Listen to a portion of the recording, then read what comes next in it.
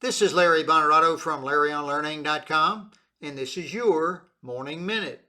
If you want better results, start with better manners. In relationships today, common courtesy has become quite uncommon. If you want to stand out, build trust, and create lasting relationships, both personally and professionally, embrace the power of two simple but often overlooked words: please and thank you. External and internal customers. In business, your external customers are those who buy your products or services.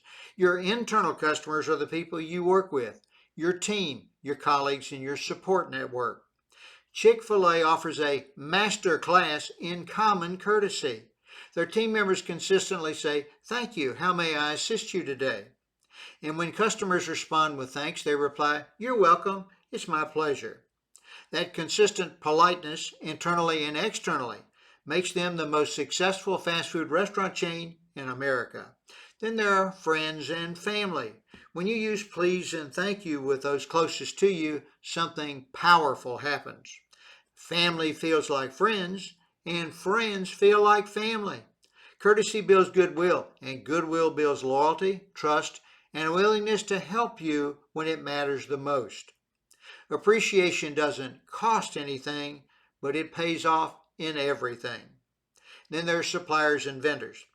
Ever had a supplier give you a heads up about a price drop or warn you of an upcoming product shortage? That kind of insider care doesn't just happen. It's the result of consistent respect, honesty, and gratitude. People help those who value their relationship. Now for today's Morning Minute Challenge. President Theodore Roosevelt said it best: people don't care how much you know until they know how much you care. So today, how will you use please and thank you to strengthen a relationship? And from my book, Work With Me, Not For Me, in this book, I talk about building emotional bank accounts. Do that with your team.